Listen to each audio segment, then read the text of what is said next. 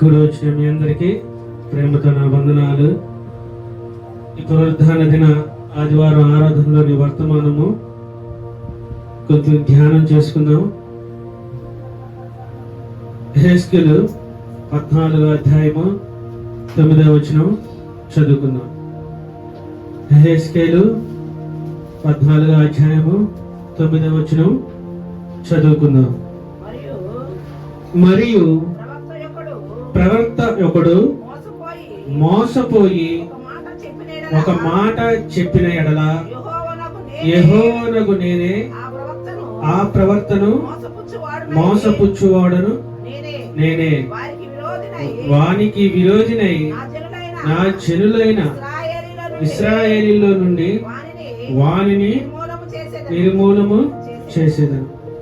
ఈ వాక్యం కొరకు చిన్న ప్రార్థన చేసుకొని వర్తమానంలోకి వెళ్దాం. స్తోత్రము స్తోత్రము స్తోత్రము నాయన, ప్రేమగల తండ్రి, నీ కొందనాలు స్తోత్రాలు నా ప్రభ. ఈ పునరుద్ధాన దిన ఆదివారం ఆరాధనలో నా ప్రభ, నీ వాక్యం నేను ధ్యానం చేస్తుండగా మీరు మాతో మాట్లాడి చక్కగా వాక్యాన్ని వివరించిన వాక్యాన్ని మేము అర్థం చేసుకోవడానికి సహాయం దయచేయమని, మీరే తోడుగా ఉండి నడిపించమని మా ప్రభు అయిన యేసు క్రీస్తు నామములో స్తుతించి ప్రార్థించి అడిగి వేడుకుంటున్నాము తండ్రి, ఆమేన్. ఈ వాక్యం మీకు అర్థమైందా చదివినప్పుడు? మరియు ప్రవక్త ఒకడు మోసపోయి ఒక మాట చెప్పిన ఎడల యెహోవానగు నేనే ఆ ప్రవక్తను మోసపుచ్చు వాడనై నేనే వానికి విరోధినై నా జనులైన ఇశ్రాయేలు నుండి వానిని నిర్మూలము చేసేదను. ఈ వాక్యం చెప్పడానికి కారణం ఏంటంటే, ఈ వాక్యం అసలు చాలా విభజించాలంటే చాలా పెద్దగా అనిపించింది. చెబుదామని కూడా పొద్దున్న దాకా సందేహించాను. సరే, దాన్ని తగ్గించి చెప్తున్నా. ఈ మాట యొక్క అర్థం మీకు వాక్యం మీరు ఎన్నో సార్లు చదువుతారు కానీ మరి అర్థం అవుతుందో మీకు అర్థం కావట్లేదో నాకు అర్థం కాదు. కానీ నాకు ఒక ఆయన ఏమని ఈ వాక్యాన్ని గురించి చెప్పాడంటే, యెహోవాయే ఆ ప్రవక్తని మోసపుచ్చి ఆ ప్రవక్తని భూమి మీద లేకుండా చేస్తాడు ఏంటి అని నన్ను అడిగాడు. దానికి మీకేమన్నా తెలుసా? యెహోవాయే మనల్ని మోసపుచ్చి ఒక మాట మనం జారితే ఆ మాటను బలపరిచి మనల్ని లేకుండా చేస్తున్నాడు. ఏందన్నా అంటే, అన్నయ్య నాకు తెలుసు, ఏందన్నా ఇది అని అడిగితే, నాకు తెలియదన్నా, నేను వాక్యం ఇప్పుడే కదా ధ్యానిస్తుంది, నాకు అంత ఐడియా లేదన్నా, తెలిస్తే నేను చెప్తాలే అని వదిలేశాను. తర్వాత నాకు అది ఎందుకో చెప్పాలనిపించి మళ్ళీ ఫోన్ చేసి అడిగా, ఆ వాక్యం ఎక్కడుందో చెప్పానంటే యెహెజ్కేలు 14:9 నాకు పెట్టాను. ఈ మాట మీరు ఒకసారి అర్థం చేసుకోండి. యెహోవాయే మనల్ని ఆ ప్రవర్తని మోసపుచ్చి మనల్ని లేకుండా చేస్తున్నాడు అంటే దీనికి మనం ఏం చెప్తాం? అలాగే దీన్ని కూడా చూడండి ఒకసారి.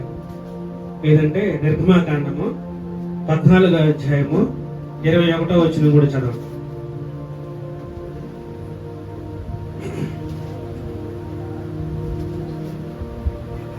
ఇక్కడ ఏముందంటే, ప్రవర్త అబద్ధ ప్రవర్తన లేదు. మరియు ఒక ప్రవక్త ఒకడు మోసపోయి ఏమవుతున్నాడు? మోసపోతున్నాడు. చదవండి అమ్మా. నిర్గమాకాండము 4వ అధ్యాయము 21వ వచనం. 14 ఇప్పుడు దాకా మీకు చెప్పింది అదే మనసులో ఉంటే అది చెప్పినట్టు. 4వ అధ్యాయము 21వ వచనం.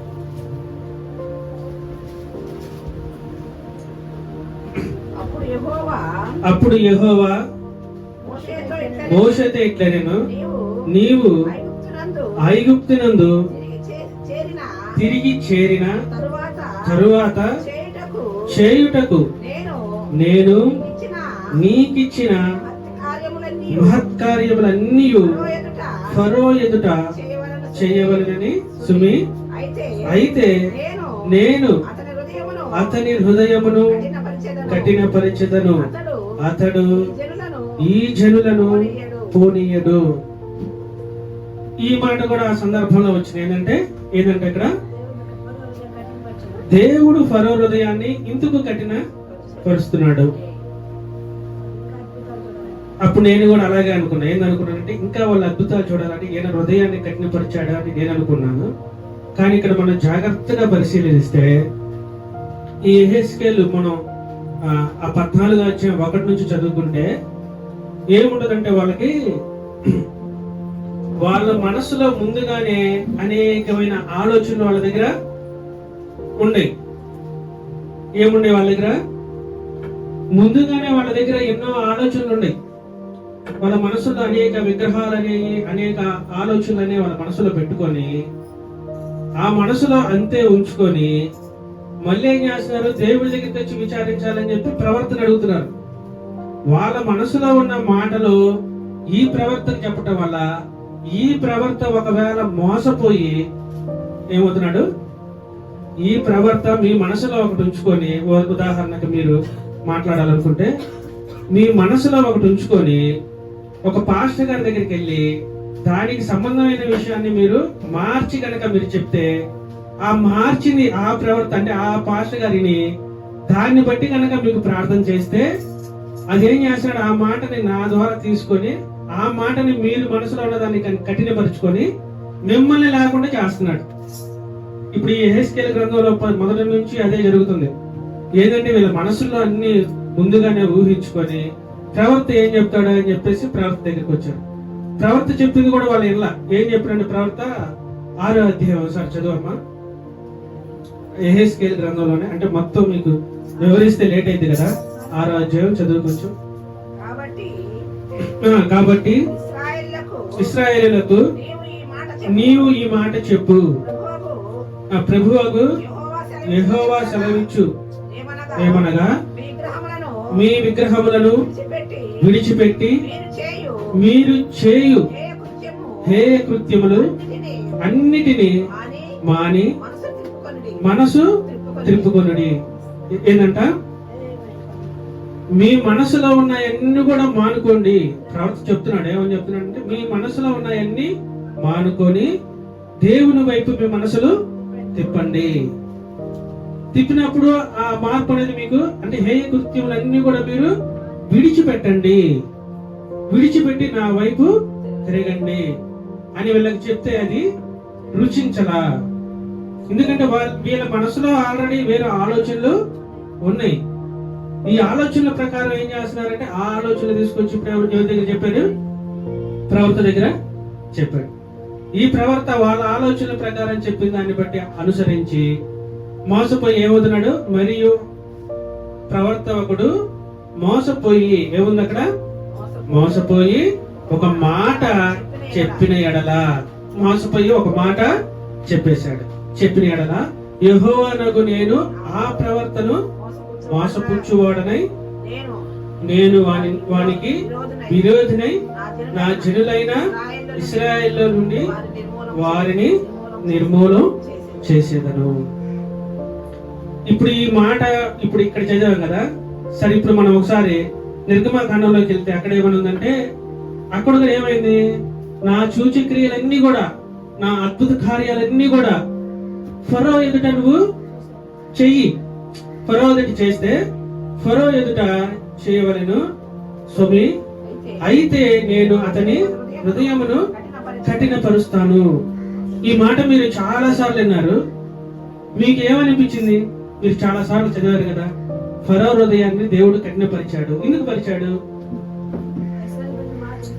ఇశ్రాయేలు ప్రజలు మాట వినట్లేదనో, ఈ దేవుని అద్భుత కార్యాలు వాళ్ళ ముందు బయలుపరచాలను, అనేకులు మార్చాలను మనకి అర్థమవుతుంది. కానీ ఇక్కడ ఈ మాట మనం యెహెజ్కేలు గ్రంథంలో మళ్ళీ నిర్గమకాండంలో మనం చూసుకుంటే, ఇందాక మనం పేరు చెప్పుకున్నాం కదా, ఏం పేరు అది?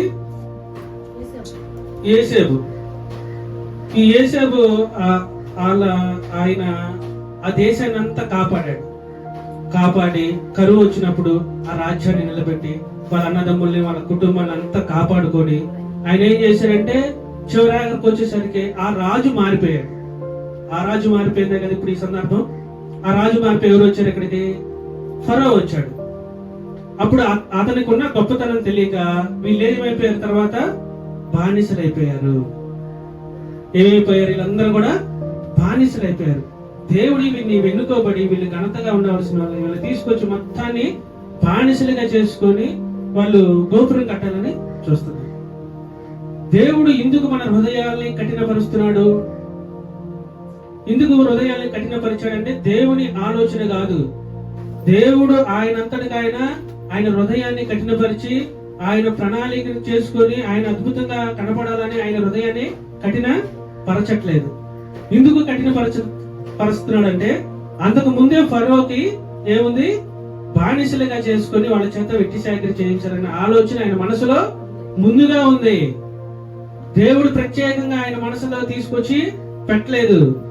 మనం అర్థం చేసుకునే విధానం కొంచెం వేరే అయి ఉండొచ్చు. దేవుడు కఠినపరిచాడు, దేవుడు ఇబ్బంది చేశాడు, దేవుడు వాళ్ళని చంపాడని మనం అనుకోకూడదు. వీళ్ళ మనసులో ఏముంది, ముందుగా ఆ కఠినపరిచే ఆ శ్రమ పట్టాలనే ఉద్దేశం ఫరోకి ఉంది. ఈ ఫరోకున్న ఆ హృదయాన్ని తీసుకొచ్చి ఏం చేశాడంటే అదే హృదయాన్ని కొంచెం కఠినపరుస్తున్నాడు అంతే. ఇప్పుడు ఉదాహరణకి మనం ఉన్నాం అనుకో, అందుకు కొత్త నిబంధనలు అంటారు కదా, వ్యభిచారం చేసేవాడిని వ్యభిచారం చేయండి, దొంగతనం చేసేవాడిని దొంగతనం చేయండి, ఏది చేసేవాడిని అది చేయని వదిలేసేయండి. ఎందుకన్నాడంటే ఆల్రెడీ వాళ్ళ మనసులో అవి ఉన్నాయి.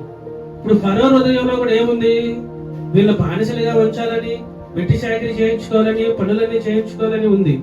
ఈ ఉంది కాబట్టి ఏం చేశాడు, ఆయనకున్న బలహీనతను ఏం చేశాడు, కొంచెం పెంచాడు. ఏం చేశాడు, కొంచెం బలపరిచాడు దాన్ని. అలాగే మన హృదయాల్లో కొన్ని బలహీనతలు ఉంటాయి. ఈ బలహీనతలు ఉన్నప్పుడు ఎలా ఉండాలంటే మనం దేవుని వైపు మనసులు తిరుపుకునే వాళ్ళలాగా ఉండాలి తప్ప ఆ మనసులో దాన్ని పెట్టుకొని దేవుని దగ్గరికి మీరు వస్తే మీకున్న మనసుని ఏం చేస్తాడు, ఆయన కఠినపరుస్తాడు. ఎందుకు కఠినపరుస్తున్నాడు? మనలో నుంచి వేరు చేయటానికి. ఎవరిలో నుంచి? దేవుని గుంపులో నుంచి, దేవుని ప్రజల్లో నుంచి వాళ్ళని వేరు చేయటానికి. వేరు చేసి వాళ్ళని ఏం చేస్తున్నాడు, భూమి మీద లేకుండా చేస్తున్నాడు. ఎందుకు చేస్తున్నాడు ఇలాగా? అదే స్కేల్లో ఉంటుంది. ఎందుకు చేస్తున్నాడంటే మీరు ఆ హృదయమైన కఠినమైన మాటలు విని దాన్ని అనుసరించుకోకుండా మీరు గనక వెళితే మిమ్మల్ని హతం ఎందుకు చేస్తాడంటే వీళ్ళని మార్చడం కోసం. ఉదాహరణకి వ్యభిచారం చేసేవాడు ఉన్నాడు అనుకుందాం. వాడు వ్యభిచారం చేసేటప్పుడు మనం చూస్తా ఉంటాం. ఏదో ఒక రోజు ఆయన చనిపోయినాక ఏం చేస్తాడంటే వీడి చేసిన పాపాలకి వీడే పోయాడు, వీడు మామూలుడు కాదు, వీడు చాలా దుర్మార్గుడు అని అంటావు కానీ నువ్వు మార్చుకుంటావా? క్రియ మార్చుకో. చెప్పడానికైతే చెప్తావు కానీ చేసిన పాపాలకి నేను చేశాడు కానీ అదే పాపం నేను చేస్తే నేను కూడా పోతానని నీకు గ్రహింపు రావట్లేదు. నీకేంటంటే ఆలోచన విధానం రావట్లేదు. చాలా మందిని ఇది మీరు ప్రతిసారి ఇది నేను చాలా ఆలోచన, దేవుడు నాకు ఇచ్చిన ఆలోచన బట్టి మీకు ఈ వాక్యం నేను చెప్తున్నాను. ఎందుకంటే ఈ వాక్యాన్ని మనం ఇప్పుడు దాకా ఒకలాగా చదివాం కానీ ఇప్పుడు మనం తెలుసుకోబోయేది ఏంటంటే మన హృదయాల్లో ఉన్న పాపాన్ని ఏం చేస్తున్నాడు, ఆయన కఠినపరుస్తున్నాడు. ఫరో హృదయాన్ని ఏం చేశాడు, కఠినపరిచాడు. ప్రవర్తన దగ్గరికి వచ్చి మీరు మోసపోయి చెప్పినప్పుడు ఆ మోసపోయి ప్రవర్త ప్రార్థన చేసినప్పుడు ఏం చేస్తున్నాడు, అది దేవుడు నెరవేరుస్తున్నాడు. ఎందుకు నెరవేరుస్తున్నాడు అంటే మనల్ని లేకుండా చేయటం కోసం. అందుకే మనం ఏదైనా ప్రవర్త దగ్గరికి వెళ్ళినా, వాక్యం చదువుతున్నా, ఏదైనా చెప్పేటప్పుడైనా కానీ మీరు తెలుసుకొని మాట్లాడాలి. తెలియకుండా కనుక మాట్లాడితే దేవుడు దాన్ని కఠినపరిచి భూమి మీద ఆ సమాజంలో వాళ్ళు లేకుండా చేస్తాడు. ఎందుకు చేస్తాడంటే మళ్ళీ మనం తెలుసుకోవడం కోసమే. ఒకడు అక్రమంగా సంపాదించి బాగా బిల్డింగ్లు డాబాలు ఇవన్నీ కట్టినప్పుడు మనం ఏమనుకుంటాం, వీడు చాలా లేని స్థితిలో ఉన్నాడు, దుర్మార్గంగా సంపాదించి ఇది ఎంత స్థితికి వెళ్ళాడు, ఎంత ఇల్లు కట్టుకున్నాడు, కనీసం దానిలో ఉండకముందే చచ్చాడు, వీడు చేసిన పాపాలకి వీడు పోయాడని మనం అనుకుంటాం తప్ప మనం అలా చేస్తే మనం కూడా పోతామన్న ఆలోచన మనిషికి రాదు. వస్తుందా ఎవరికన్నా? చెప్పడానికైతే మనం చెప్తాం కానీ వాడు దుర్మార్గం చేసి చచ్చాడని, మనము దుర్మార్గం చేస్తే అలాగే చస్తామన్న సంగతి మనకి తెలియాలి. ఎందుకు తెలియాలంటే మన హృదయంలో ఉన్న ఆలోచనలు కనుక నువ్వు మార్చుకోకుండా దేవుడి వైపు కనుక నువ్వు తిరగకుండా ఉంటే ఏం చేస్తాడంటే ఆ ఆలోచనని కఠినపరిచి నువ్వు చేసే తప్పులన్నీ కూడా చేయనిచ్చి నిన్ను లేకుండా చేస్తాడు. నిన్ను ఒకవేళ లేకుండా చేసేది మళ్ళీ ఎందుకంటే ఈ దేవుని యందు భయభక్తులు కలిగి ఉన్న వాళ్ళైనా రక్షించుకుందామని. అంతేగాని దేవుడే హృదయాన్ని కఠినపరిచి, దేవుడే పాపానికి అప్పచెప్పి, దేవుడే మనల్ని లేకుండా చేస్తాడన్న మాట అబద్ధం. ఈ మాట ఎవరు చెప్పినా గానీ బైబిల్ తీసి మీరు ఆలోచన జ్ఞానంతో ఆలోచించుకోండి. ఎందుకు ఆలోచించుకుంటానంటే, ఫరో హృదయాన్ని దేవుడు కఠినపరిచాడు. గాని ఎందుకు కఠినపరిచాడు అంటే, ఆయనకు ముందుగానే ఆ ఆలోచన ఉంది. ఉన్న ఆలోచన ఆయన కఠినపరిచాడు. గాని ప్రత్యేకంగా ఒక ఆలోచన తీసుకురాలి. ఆయన ఏం చేయలేదు, ప్రత్యేకంగా ఆలోచన తీసుకొచ్చి ఆయన సూచక్రియలన్నీ చేయాలి. అందుకని మనం ఎలా ఉండాలంట, జాగ్రత్త కలిగి మన మనసులో మనం అనుకునే ఆలోచనలు దేవుని ఎదుట మనం చెప్పేటప్పుడు చాలా జాగ్రత్తగా ఉండాలి. అలాగే మనం ఇప్పుడు చదువుకున్న నిర్గమాకాండంలో చదివాం కదమ్మా, అదే 7:14 చదివావా?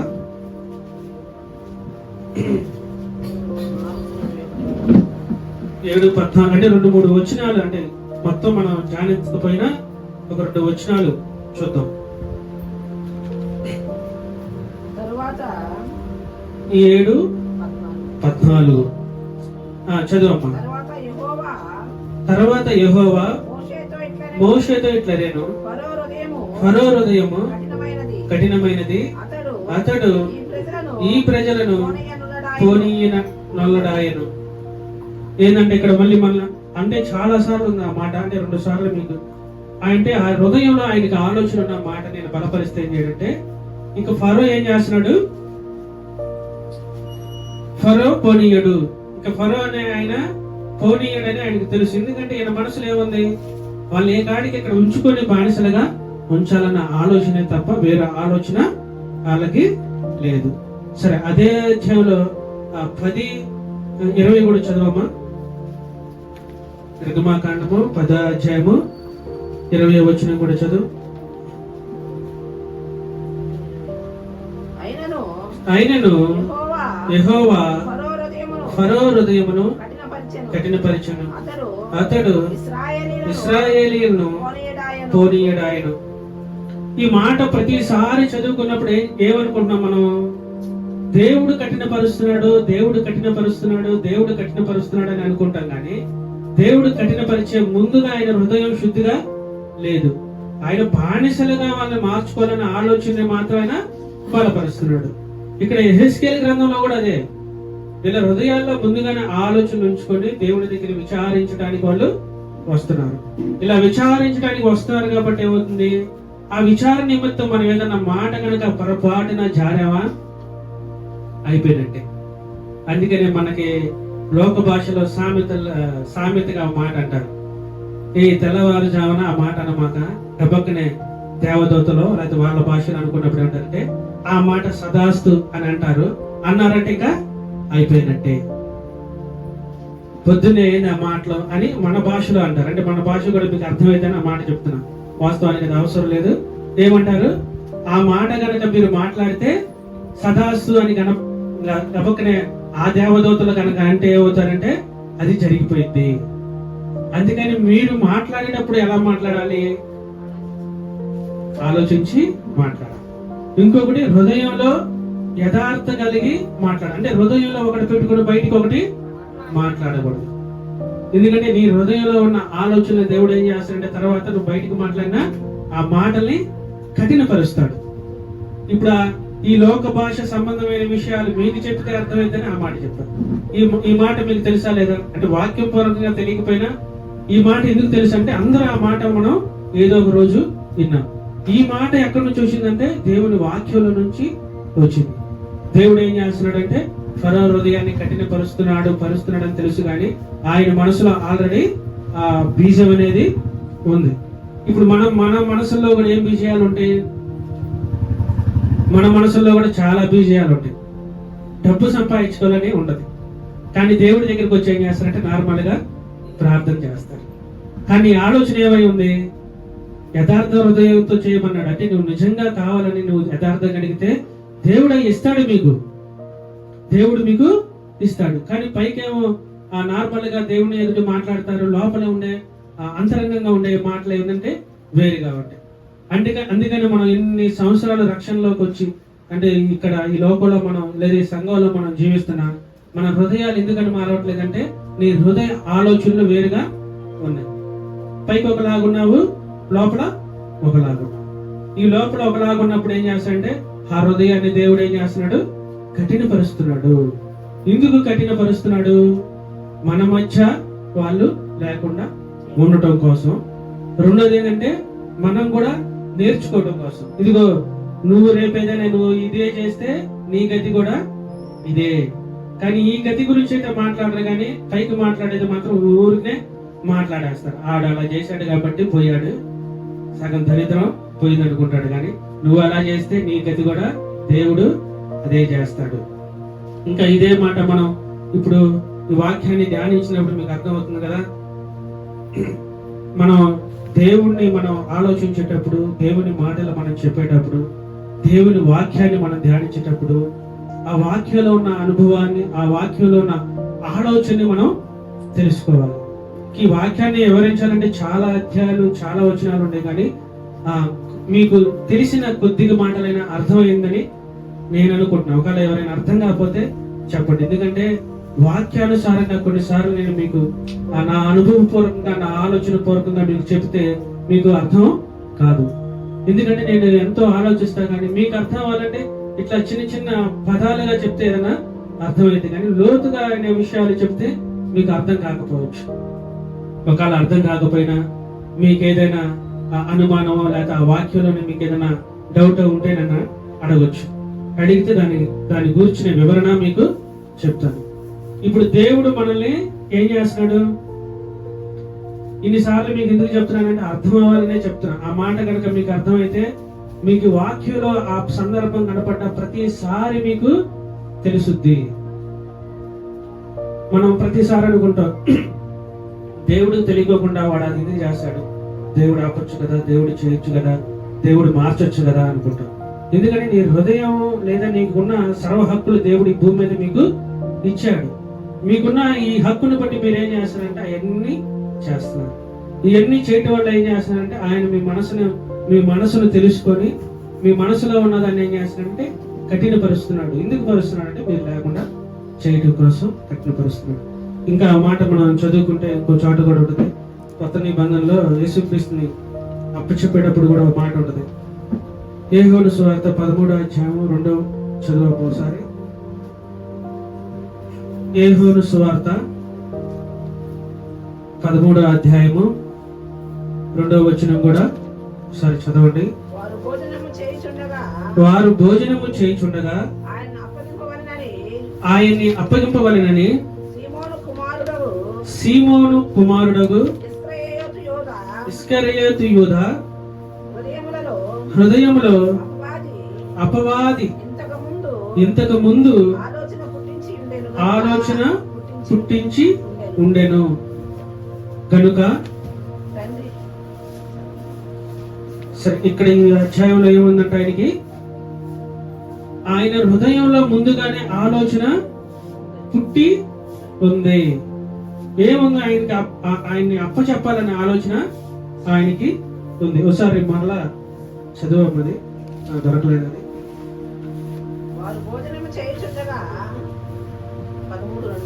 13:2 అధ్యాయమా చదువు. వారు భోజనము చేయుచుండగా ఆయనను అప్పగింపవలెనని సీమోను కుమారుడగు ఇస్కరియోతు యూదా హృదయంలో అపవాది ఇంతకు ముందు ఆలోచన పుట్టించి ఉండెను. ఇక్కడ మనం మాట్లాడుకోవాల్సింది ఏంటంటే, మనం ఇందాక చెప్పాం కదా, ఫరో హృదయంలో ఇంతకు ముందే ఆ ఆలోచన ఉంది. ఆ ఆలోచనని బలపరిచాడు.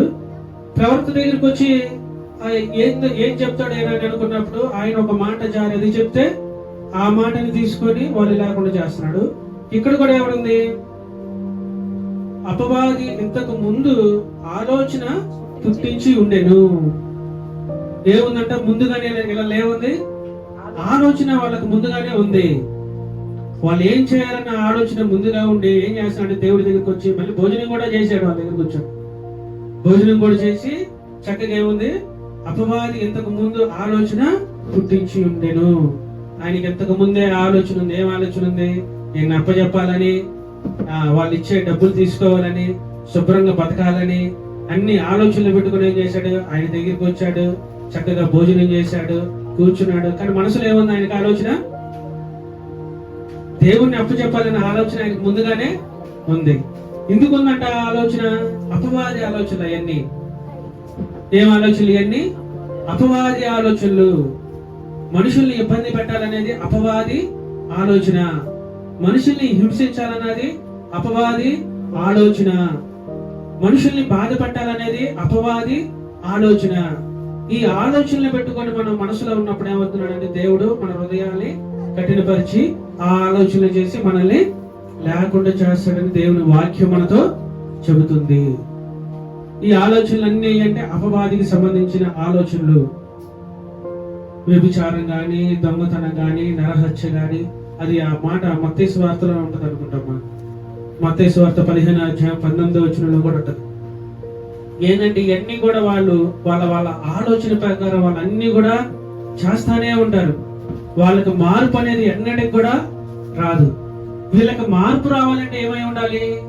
దేవుని వైపు తిరిగి దేవుని వాక్యానుసారంగా వీళ్ళు జీవించాలి తప్ప లోకంలో ఉన్న మాటలు తీసుకొచ్చుకొని వాళ్ళు లోకానుసారంగా జీవిస్తే కనుక ఏమవుతుంది? వాళ్ళకి అపవాది చేతిలో ఇబ్బంది పడిపోయి వాళ్ళు నాశనం అయిపోతారు. చదువమ్మది ఏంటంటే ఈ దురాలోచనలు, నరహత్యలు, వ్యభిచారములు, వేశ్యాగమనములు, దొంగతనములు, అబద్ధ సాక్ష్యములు, దేవదూషణలు హృదయములో నుండి వచ్చును. ఎక్కడి నుంచి వస్తానంటే ఎన్ని వీళ్ళ హృదయాల్లో ఆల్రెడీ ఎన్ని ఉండే. దేవుడేమీ ప్రత్యేకంగా మిమ్మల్ని ఆ హృదయంలో ప్రేరేపించి వాళ్ళని శిక్షించి వాళ్ళని చంపి దేవుడేమో ఆనందపడేవాడైతే కాడు. వీళ్ళకి ఈ ఆలోచనలన్నీ కూడా వాళ్ళ హృదయాల్లో ఉన్నాయి. హృదయాల్లో ఉన్నాయి అంటే ఆ హృదయాల్లో ఉన్నాయి కాబట్టి బయటికి వాళ్ళు ఎప్పుడోకప్పుడు వెల్లడి చేస్తున్నారు వాటిని. అందుకని మన హృదయాలు ఎలా ఉన్నాయో మనం ఒకసారి గమనించుకోండి. మన హృదయ ఆలోచనలు ఎలా ఉన్నాయో తెలుసుకోండి. ఒకవేళ మన హృదయ ఆలోచనలు కనుక అలా ఉంటే దేవుడే మనల్ని కఠినపరిచి మనల్ని భూమి మీద లేకుండా, జనంలో లేకుండా చేస్తాడు. అందుకని ఎవరైనా మిమ్మల్ని అడిగినప్పుడు చెప్పండి, ఏందమ్మా మీ దేవుడు లేదా యెహోవా ఇలా ఎందుకు చేశారంటే, అయ్యా అంతకు ముందే వాళ్ళకి వాళ్ళు ఏం మంచోళ్ళు కాదు, వాళ్ళ దుర్మార్గులయ్యా, వాళ్ళ దుర్మార్గతనాన్ని వాళ్ళని తీసుకొని వాడుతున్నారు కాబట్టి దాన్ని కొద్దిగా రెట్టింపు చేసి దేవుడు మహిమ వాళ్ళకు కూడా తెలియడం కోసం దేవుడు ఇలా చేశాడు అని దేవుని వాక్యంతో మీరు చెప్పండి. ఎప్పుడైనా ఆ మాట కనుక వస్తే ఇప్పుడు ఏమవుతుందంటే మనకి ఏమర్థమవుతుంది? మనకి మన హృదయాల్లో సమస్తం మన హృదయాల్లో ఉండే మీ హృదయాల్లో ఉన్నవి కనుక తీసేసి దేవుడు వైపు కనుక మీరు తిరిగితే ఏమవుతుంది? దేవుని వైపు తిరిగితే మీకు శ్రమ ఉండదు. దేవుని చిత్తానుసారంగా మీరు జీవిస్తే ఏముండదు. తర్వాత అదే యెహెజ్కేలు 14వ అధ్యాయంలో లాస్ట్ లో ఉంటది. ఒకసారి చదువు అన్నమాట. 23వ అధ్యాయం చదువు. 14, 23వ అధ్యాయం. మీరు వారి ప్రవర్తనను క్రియలను చూచి నేను చేసినదంతయు నిహేతుకముగా చేయలేదని మీరు తెలుసుకొని ఓదార్పు నొందుదురు. ఇదే ప్రభువు అయిన యెహోవా వాక్కు. అది నాకు అర్థం కాక ఏం చేశానంటే వాడుక భాషలో ఉన్న బైబిల్లో తీశాను. అక్కడ ఏమందంటే, మీరు వారి ప్రవర్తనని క్రియల్ని చూచినప్పుడు ఆదరణ పొందుదురు.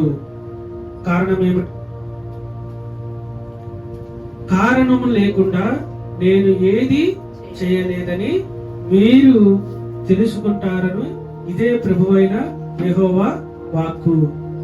ఇప్పుడు ఇవన్నీ కూడా మీరు అనేక రకాలుగా మీరు తెలుసుకుంటారని ఆయన ఏమన్నాడు? అయ్యా కారణం లేకుండా నేను ఏది కూడా చేయలేదు. మీరు తర్వాత కావాలంటే ఆ మాట చదువుకోండి. యెహెజ్కేలు 14వ అధ్యాయము 23వ వచనంలో ఆ మాట ఉంటుంది. ఏముంటుంది? కారణము లేకుండా నేను ఏది చేయలేదని మీరు తెలుసుకుంటారు, ఇదే ప్రభువైన యెహోవా వాక్కు. ఇప్పుడు ఇవన్నీ కూడా ఏ కారణం చేత చేశాడు? ఏ కారణం లేకుండా వాళ్ళ హృదయాన్ని కఠినపరిచాడా? ఏ కారణం లేకుండా ఆ ప్రవర్తనే గబుక్కని నోరు జారి ఆ మాట అంటే ఆ మాటని బలపరిచాడా? ఏ కారణం లేకుండా ఆయన అప్పగించినప్పుడు సిలువుకి వెళ్ళాడా? దేవుడు ఏంటంటే ఏ కారణం లేకుండా ఆయన ఏది కూడా చేయడు. ఆయన చేసే ప్రతి దానికి ఒక కారణము, ఒక క్రియ ఉంటది. దాన్ని మనం అర్థం చేసుకుంటామే, అర్థం చేసుకోలేకపోతాం మనం, అంతే. నేను ఈ వాక్యం చదివేటప్పుడు నాకు ఫస్ట్ అర్థం కాదు, దేవుడే ఎందుకు మనల్ని అలా చేస్తాడు, దేవుడే మనల్ని ఎందుకు శిక్షిస్తాడు, దేవుడే మనల్ని ఎందుకు చనిపోయేలా చేస్తాడు, దేవుడే మనల్ని ఎందుకు శిక్షిస్తాడంటే దేవుడు వాక్యం చెప్తుందంటే కారణం లేకుండా ఏది కూడా నేను చెయ్యలేదు, ఇదే ప్రభువైన వాక్కు. మీకు ఈ కారణాలు అర్థం కావాలి అంటే ఎక్కడికి వెళ్ళాలంటే మళ్ళా వాక్యంలోకి వెళ్ళి మనం ఆ పరిశీలన చేసినప్పుడు దేవుడు వాక్యాన్ని మనకి బయలుపరుస్తాడు. నేను ఈ వాక్యం చాలా సార్లు చాలా మంది దగ్గర విన్నా, కానీ నాకు ఇలాగా వాక్యం అర్థమైనప్పుడు చాలా ఆనందం వేసింది. దేవుడు కట్టిపరిచాడు, ఫరో ముందు ఆయన క్రియల్ని, సూచక్రియలని వివరించాడు అని అన్నది అంతా కూడా వాస్తవే. కానీ ఎందుకు కట్టిపరుస్తాడంటే మన హృదయాన్ని ముందుగా మనకు ఆలోచనలు ఉంటాయి కాబట్టి ఆలోచనల ప్రకారం దేవుడు మనల్ని కఠినపరుస్తాడు. అలాగే మన ప్రవర్తన ఎలా ఉందో చూసుకోండి, మన హృదయ ఆలోచనలు ఎలా ఉన్నాయో పరిశీలన చేసుకోండి. మత్తయి సువార్తలో మనం చదివింది అదే కదా, మన ఆలోచనలన్నీ కూడా మన హృదయ అంతరంగాల నుంచి అవి వస్తాయి. సరే, ఒక్క మాట చదువుకొని ముగించుకున్నాం. ఏబు రాసిన పత్రిక 12వ అధ్యాయము 16వ వచనం కూడా ఒక మాట చదువమ్మా, సమయం సరిపోతుంది. 12వ అధ్యాయము 16వ వచనం. బలమును జ్ఞానమును ఆయనకు స్వభావ లక్షణములు, మోసపడువారును మోసపుచ్చువారును ఆయన వశములో ఉన్నారు. ఎవరి వశములో ఉన్నారు? వీళ్ళిద్దరు కూడా మోసపుచ్చేవాళ్ళు. చదువమ్మది లాస్ట్. మోసపడువారును మోసపుచ్చువారును ఆయన వశంలోనే ఉన్నారు. ఇక్కడ ఆ మాటలో ఏముందంటే మోసపుచ్చేవాడు, మోసపోయేవాడు కూడా ఇద్దరు కూడా ఆయన దగ్గరే ఉన్నారు. అందుకని ఆయన ఏం చేస్తారంటే ఈ యెహెజ్కేలు గ్రంథంలోనే మీరు మోసపోయి అలా ఉన్నారు కాబట్టి ఒకవేళ మీరు మోసపోతే మాట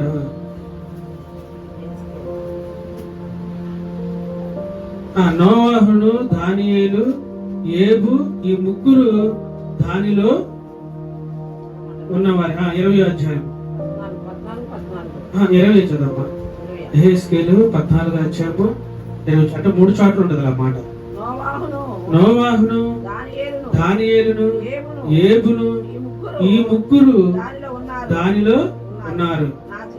నా జీవము తోడు వారు తమ నీతి చేత తమను మాత్రమే రక్షించు కొందరు గాని కుమారులైనను కుమార్తెలైనను రక్షింప చాలకుందరు. ఈ మాటలో మళ్ళీ అర్థమవుతుందిగా మనకి, ఎవరిని నీతి అంటే ఎవరైతే మోసపోకుండా ఎవరైతే దేవుడి తట్టు తిరిగారో వాళ్ళు మాత్రమే రక్షించబడతారు. ఎవరు రక్షించబడతారంట? వాళ్ళు మాత్రమే రక్షించబడతారు. దానికి గుర్తులు ఎవరెవరిని పెడుతున్నారు? నోవాహుని, దానియేలుని, ఏబుని ఉదాహరణగా మనకి వాక్యంలో నుంచి దేవుడి వాక్యం మళ్ళా మనకి చూపిస్తుంది. ఇప్పుడు మన క్రియలను బట్టి మనం మాత్రమే రక్షణ పొందుతాం, కానీ మన క్రియలను బట్టి మన పిల్లలు, కుమార్తెలు గాని కుమారులు గాని రక్షణలోకి రారు. సంఘంలో చేర్చబడ్డారని మీరు అనుకుంటున్నారు, కానీ ఈ సంఘంలో మీరు నీతిగా ఉంటేనే మీరు మాత్రమే రక్షణలోకి వస్తారు. ఇంకా మీ కుమార్తెల గురించి కానీ కుమారుల గురించి కానీ మీరు ఎంత ప్రార్థన చేసినా ఎంత మొరపెట్టినా కానీ వాళ్ళెవ్వరు కూడా దేవుని రాజ్యానికి కానీ దేవుని సన్నిధికి కానీ వాళ్ళు చెందిన వారైతే కారు. ఎందుకంటే మన నీతిని బట్టే మనము దేవుని యందు యథార్థంగా మనం జీవించాలి. మన పిల్లలు ఏదైనా తప్పు చేసినప్పుడు మనం సరి చేయాలి. వాళ్ళ హృదయ ఆలోచనలు ఎలా ఉన్నాయో మనం గ్రహించుకొని దేవుని మార్గంలో నడిపించాలి. అందుకని మనం దేవుని దగ్గరికి వచ్చేటప్పుడు, అంటే ఈ సంఘానికి, ఈ దేవునినే ఈ సంఘానికి మీరు వచ్చినప్పుడు మీ హృదయ ఆలోచనలు ఏమై ఉన్నాయో ఒకసారి సరి చూసుకొని మీ ఆలోచనలు యథార్థ హృదయం, అందుకని దేవుడు అంటాడు కదా, మీరు యథార్థ హృదయంతో దేవుణ్ణి ఆరాధించాలి. మీ మనసుల్లో ఒకటి పెట్టుకుని దేవుణ్ణి ఆరాధిస్తే ఏం చేస్తారంటే, ఎప్పుడో ఒకసారి ఆ మనసుని ఏమంటాడు దేవుడు, మన భాషలో చెప్పాలంటే సదాస్తు, అంటే ఇంకది జరుగును గాక. ఇంకది జరుగును గాక అన్నప్పుడు మీరేమైపోతారు, మీరైనా నేనైనా, ఇప్పుడు నేనైతే గొప్ప అని చెప్పట్లేదు, నేనైనా సరే దేవుని వాక్యానుసారంగా కనుక నేను జీవించకపోతే దేవుని గుంపులో నుంచి, ఈ లోకంలో నుంచి నేను వెళ్ళిపోతాను. దేవుని లాగా మనం దేవునితో అనుసరించి ఆయన కట్టడల్ని, ఆయన వైపు మనం తిరిగినప్పుడే మనం దేవునితో ఉంటాం తప్ప, లేదంటే నీ ఇష్టానుసారంగా నువ్వు జీవించినా పర్వాలేదని దేవుని వాక్యం చెప్తుంది. ఏం చెప్తుంది ఇందాకలా దేవుని వాక్యం? మత్తయి సువార్తలో మనం అన్నాం కదా, మీరు వ్యభిచారం చేస్తారా, దొంగతనం చేస్తారా, అబద్ధ సాక్ష్యం చెప్తారా, ఇదన్నీ మీ మనసులో నుంచి లోపల నుంచి వస్తున్నాయి, చేస్తారా? చేస్తే చేయండి, కానీ దేవుని రాజ్యం ఒకటి ఉంది, నరకం పరలోకం ఉంది, ఆ రోజున మిమ్మల్ని అందరినీ తీసుకెళ్లి దానిలో పడవేస్తాను అని దేవుని వాక్యం చెప్తుంది. అందుకని మన హృదయాల్లో ఒకసారి సరి చేసుకోండి. మన హృదయ ఆలోచనలు ఎలా ఉన్నాయో, మీరు ఏదైనా ప్రవర్త దగ్గరికి వెళ్ళినప్పుడు మీ ఆలోచనలు ఏమై ఉన్నాయో ముందుగానే, డాక్టర్ దగ్గరికి వెళ్ళినప్పుడు ఎలా అయితే మీరు చెప్తారో, పాస్టర్ల దగ్గరికి దేవుడి దగ్గరికి వచ్చినప్పుడు మీకున్న ఏదైతే జబ్బు, అంటే హృదయాల గురించి చెప్పినప్పుడు నేను జబ్బు అని చెప్పాను కదా, ఈ జబ్బు ఏదైతే ఉందో అది దేవుడి దగ్గర యథార్థంగా ఒప్పుకోవాలి. దేవుడి దగ్గర యథార్థంగా ఒప్పుకొని ఆయన వైపు తట్టు తిరిగితే మీకు ఏమవుతుంది? క్షేమకరంగా మారిపోతుంది. మీ మనసులో ఏవో పెట్టుకొని, మనసు ఆలోచనలు పెట్టుకొని, లోకంలో ఉన్న ఆలోచనలు పెట్టుకొని దేవుడి దగ్గరికి వచ్చారంటే ఏం చేస్తాడు? ఆ ఆలోచనల్ని కఠినపరిచి మనల్ని లేకుండా చేస్తాడు. సరే, చిన్న వాక్యాన్ని మన వినికిడిలో నిలుపును గాక. ఈ వాక్యానుసారంగా మనం జీవించడానికి, ఆ వాక్యానుసారంగా మనం నడవడానికి మనం ప్రయత్నిద్దాం అనే మాట తీసేసి చేద్దాం అనే అనాలి. ఎందుకంటే ఇప్పుడు ఈ వాక్యం చెప్తుంది ఏంటంటే, నేను ఒక ప్రవర్తన అయి ఉంటే నేను ఏదైనా మాట ఖచ్చితంగా మీకు చెప్పాలి.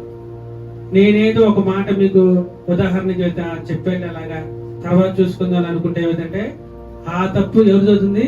నాది అవుతుంది, మీది కూడా అవుతుంది. ఇప్పుడు ఉదాహరణకి సురేష్కి మనం చెప్తా ఉంటాం కదా, ముందు తాగితే తాగావు కానీ కొంచెం తగ్గించు అని చెప్తాం. వాడు ఏం చేస్తాడంటే, కొంచెం తగ్గించమన్నాడు కదా అని చెప్పేసి కొంచెం తగ్గించుకుంటే వెళ్ళాడు అనుకో, ఆ తప్పు ఎవరిది అవుతుంది? ప్రవర్తన నాది. సరే చెప్పాడుగా మా అన్న కొంచెం తగ్గించి తాగమని తాగిన వాడిది. ఇద్దరిని తీసుకెళ్ళి ఏం చేస్తాడంట? నరకంలో పడాలి. లేదా ఇద్దరిని ఏం చేస్తున్నాడు? లేకుండా చేస్తున్నాడు. ఇద్దరికి కూడా అదే శిక్ష వేస్తాడంట. అందుకని మనం ఎవరికైనా ప్రవర్తగా, లేదా ఒక పాస్టర్గా, లేదా ఒక పాశ్రమగా, లేదా ఒక మనం దేవుని సువార్త బోధించే వాళ్ళగా చెప్పేటప్పుడు ఎలా ఉండాలంటే మన మాట కఠినమై ఉండాలి. ఆ మాట వారి దృష్టికి మంచిదయ్యిందని మనం వాళ్ళకి సున్నితంగా మనం చెప్పకూడదు. ఎలా చెప్పాలంటే వాళ్ళకి కఠినంగా చెప్పాలి. ఇదిగో నువ్వు దొంగతనం చేసి వచ్చి దేవుడికి మళ్ళీ నాకే చెప్పి దేవుడికి కానికేస్తున్నావు, లేదా పొరుగు వారి సొమ్ము ఆశించి వాడి దగ్గర తీసుకొచ్చిన కానికేస్తున్నానని చెప్పి మళ్ళీ నాకే చెప్తున్నావు. కానికేసినందుకు మంచిదే గాని అట్లాగే ఇది ఎరిగి ఇంకా అలాగా లంచాలు తీసుకోమాకని చెప్పి మనం చెప్పామనుకో, ఆ తప్పు ఎవరిదైతే? నాదైతే. కానుక తీసుకుని ఆ డబ్బులు వాడుకుంటాము, వేసిన ఆయనది అయింది. ఆయన వచ్చినప్పుడు మనం ఏం చెప్పాలి? ఇదిగో నువ్వు చేస్తున్నది తప్పు, ఇక మీదట ఆ తప్పు నువ్వు చెయ్యొద్దు. ఆ మాట వాళ్ళకి ఎలా ఉంటదంటే కఠినంగా ఉంటది. అయినా మనం ఏం చేయాలంట? కఠినంగానే చెప్పాలి. మనం కఠినంగా కనుక చెప్పకపోతే ఆయనకి చెప్పినందుకు ఆ శిక్ష నాకు కూడా అతనని దేవుడు వాక్యం చెప్తున్నాడు.